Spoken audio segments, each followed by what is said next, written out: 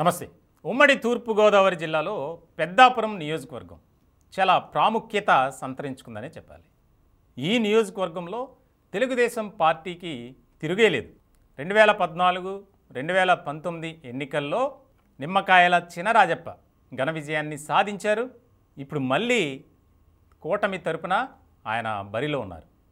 ఇలాంటి సందర్భంలో ఆ నియోజకవర్గంలో చాలా ముఖ్యమైనటువంటి చర్చగా సాగుతుంది. చినరాజప్ప హ్యాట్రిక్ సాధిస్తారు అనేది ఎక్కువగా వినిపిస్తుంది. దీనికి ప్రధానమైనటువంటి కారణం ఏంటంటే ఆ 2 పర్యాయాలు ఆయన చేసినటువంటి అభివృద్ధి. అలాగే గతంలో మంత్రిగా ఉన్నారు. 2014 నుంచి 19 వరకు మంత్రిగా ఉన్న సమయంలో కూడా నియోజకవర్గంపై స్పెషల్ ఫోకస్ పెట్టారు. అలాగే 2019 ఎన్నికల్లో కూడా గెలిచారు. ఆయన సొంత ఖర్చులతో నియోజకవర్గాన్ని అభివృద్ధి చేయటానికి ఎప్పుడూ కూడా ముందంజలో ఉండేవారు అనేది బాగా వినిపిస్తుంది. ఇలాంటి సందర్భంలో ప్రతిసారి ఎన్నికలు జరుగుతున్నటువంటి సందర్భంలో గత 2 పర్యాయాలు కూడా వైఎస్ఆర్సీపీ అభ్యర్థులను మార్చింది. మళ్ళీ ఇప్పుడు ఆ మార్పు కనిపించింది. ఇలాంటి సందర్భంలో ఇప్పుడు తాజాగా దావులూరి దొరబాబు ఆయన వైఎస్ఆర్సీపీ నుంచి బరిలో ఉన్నారు. ఈ నియోజకవర్గానికి ఇప్పటివరకు 15 సార్లు ఎన్నికలు జరిగితే 6 సార్లు టీడీపీ, 6 సార్లు కాంగ్రెస్, 2 సార్లు సిపిఐ, ఒకసారి ప్రజారాజ్యం 2009లో ప్రజారాజ్యం తరపున అక్కడ ఉన్నటువంటి అవకాశం వారికి దక్కింది. ఇటువంటి క్రమంలో నిమ్మకాయల చినరాజప్ప ఆయన ఒక సీనియర్ నాయకులుగా ఉన్నారు. అలాగే తెలుగుదేశం పార్టీలో టాప్ 5లో ఈయన కూడా ఒకరు.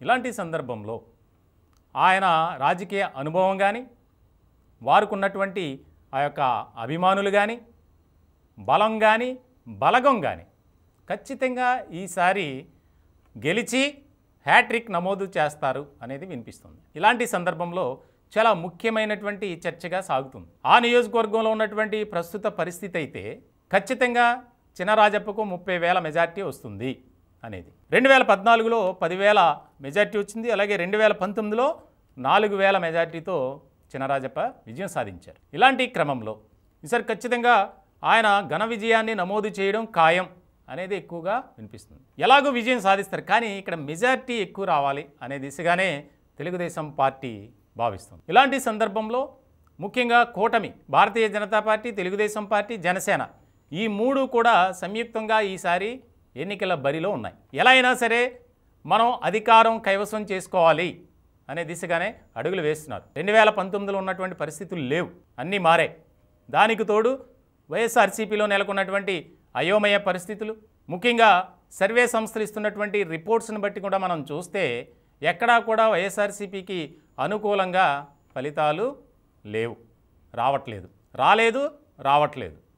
ఇటువంటి క్రమంలో సొంత పార్టీలో అసంతృప్తి, కుటుంబంలో అసమ్మతి ఇవన్నీ కలిపి జగన్మోహన్ రెడ్డి గారి మీద ముప్పేట దాడి చేస్తున్నాయనే చెప్పాలి. ఇలాంటి క్రమంలో తెలుగుదేశం పార్టీ వాటినే అస్త్రంగా తీసుకొని ఈ 5 ఏళ్లలో జరిగినటువంటి అభివృద్ధి, ముఖ్యంగా అధికార పార్టీలో ఉన్నటువంటి నాయకులు చేసినటువంటి అరాచకాలు, అక్రమాలు, వాస్తవంగా ప్రభుత్వం నుంచి నియోజకవర్గ అభివృద్ధికి నిధులు కేటాయించాలి, కానీ పెద్దాపురం నియోజకవర్గానికి సంబంధించి అధికార పార్టీ నుంచి ఎమ్మెల్యే కాదు కాబట్టి ఆ నియోజకవర్గాన్ని నిర్లక్ష్యం చేశారు అనేది కూడా బాగా వినిపిస్తుంది. ఇలాంటి సందర్భంలో ఈ 5 ఏళ్ళు కూడా ప్రజలతో మమేకమవుతూ నియోజకవర్గ అభివృద్ధికి ఆయన సొంత డబ్బులు ఖర్చు పెడతాం, అలాగే అక్కడ ఉన్నటువంటి క్యాడర్ని ఐక్యంగా నడిపించడంలో సక్సెస్ సాధించారు అనేది బాగా వినిపిస్తుంది చినరాజప్ప మీద. ఇటువంటి క్రమంలో భారతీయ జనతా పార్టీ సపోర్ట్ చేస్తుంది.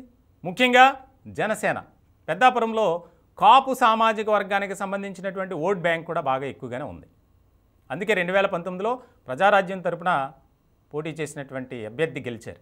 ఇలాంటి సందర్భంలో కాపు సామాజిక వర్గానికి సంబంధించినటువంటి ఓట్ బ్యాంక్ టీడీపీకి ఫేవర్గా మారుతుంది.